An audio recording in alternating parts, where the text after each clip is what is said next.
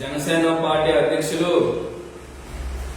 Andhra Pradesh deputy CM Shri Pawan Kalyan గారి మీద ఆళ్లగడ్డ వైఎస్ఆర్సీపీ నాయకులు చేసినటువంటి వ్యాఖ్యలను తీవ్రంగా ఖండిస్తున్నాను.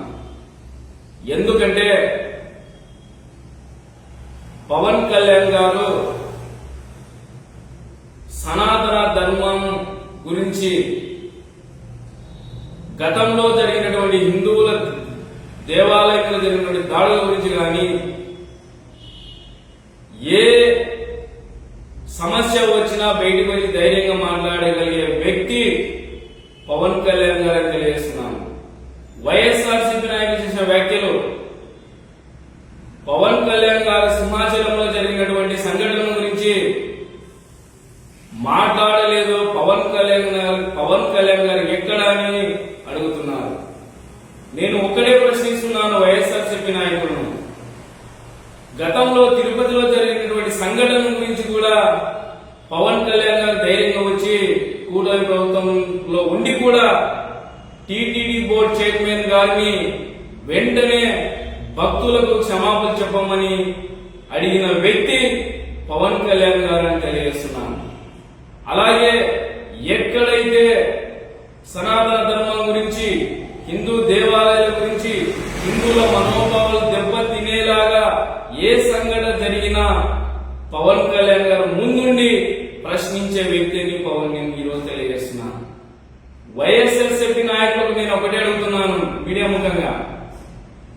గతంలో మీ వైఎస్ఆర్సీపీ పరిపాలనలో వందలాది దేవాలయాల మీద ధ్వంసం చేసిన, శ్రీరాముని విగ్రహాలను తలను చేతులను తీసేసింది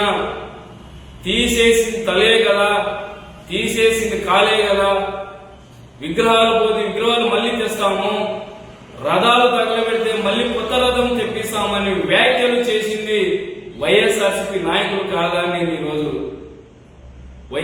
ఆళ్లగడ్డ నియోజకవర్గ వైఎస్ఆర్సీపీ నాయకులు నేను ప్రశ్నిస్తున్నాను. ఆ రోజు ఏమైంది? మీకు సనాతన ధర్మం గురించి మాట్లాడలేదు మీరు.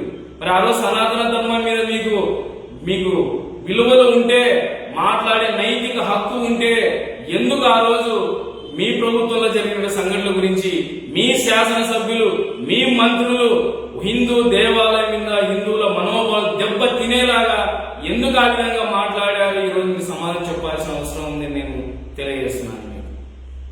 పవన్ కళ్యాణ్ గారు ఏదైతే ఈరోజు మొన్న జరిగినటువంటి కాశ్మీర్లో జరిగిన సంఘటనల గురించి ఉగ్రవాదులు అభం శుభం తెలియని 26 మంది హిందువుల మీద కాల్పులు జరిపి వాళ్ళ కుటుంబాలను విచ్ఛిన్నం చేస్తే ఈరోజు ఏ ఒక్క వైసీపీ నాయకుడు కూడా మీడియా ముందుకు వచ్చి ఆ కుటుంబాలు సానుభూతి కూడా తెలిపిన పాపాన పోలేదని మిమ్మల్ని ఈరోజు అడుగుతున్నారు. ఏమైంది మీకు ఈరోజు సనాతన ధర్మం గురించి? మరి ఎందుకు మీరు ఈ విధంగా మాట్లాడుతున్నారు? మరి హిందువులు 26 మందిని ఉగ్రవాదులు హతమారిస్తే జగన్మోహన్ రెడ్డి గారు కూడా ఈరోజు మీడియా ముందుకు వచ్చి ఆ కుటుంబాలు సానుభూతి తెలిసిన పాపాన పోలేదు. ఎందుకు మీరు ఈ సంఘటన గురించి మాట్లాడరు?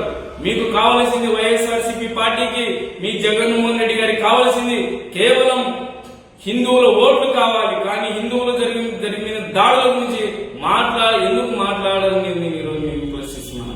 మీకు కావలసింది మతాల మధ్య, కులాల మధ్య చిచ్చు పెట్టి క్రిస్టియన్లు, ముస్లిం సోదరుల ఓట్ల కోసం మీరు రాజకీయాలు చేస్తున్నారు తప్ప మేము చేస్తున్నది కేవలం ఎక్కడ హిందువులకు జరిగినా, క్రిస్టియన్ సోదరులకు జరిగినా, ముస్లిం సోదరులకు జరిగినా ధైర్యంగా బలంగా బయటికి వచ్చి ఆ కుటుంబాలకు, ఆ వర్గాలకు న్యాయం జరిగేలాగా మాట్లాడగలిగే దమ్మున్న వ్యక్తి పవన్ కళ్యాణ్ గారని తెలియజేస్తున్నాను.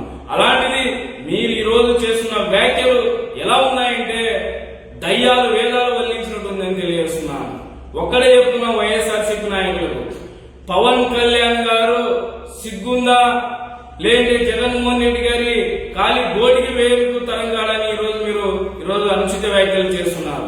దయచేసి పవన్ కళ్యాణ్ గారి గురించి మాట్లాడే ముందు మీ జగన్మోహన్ రెడ్డి గారికి నైతిక రాజకీయ విలువలు, నైతిక హక్కు ఉందా అని ఒకసారి మీరు ఆలోచించుకోవాల్సిన అవసరం ఎంతైనా ఉందని తెలియజేస్తున్నాను.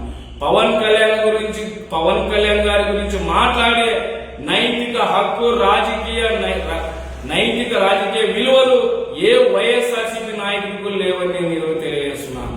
దయచేసి రాజకీయం గురించి మీ రాజకీయాల గురించి మాట్లాడగలిగితే మేము సమాధానం చెప్పగలం కానీ ఎక్కడ లేని సమస్యను ఏ కులం మతం ప్రాంత విభేదం లేని వ్యక్తి పవన్ కళ్యాణ్ గారి మీద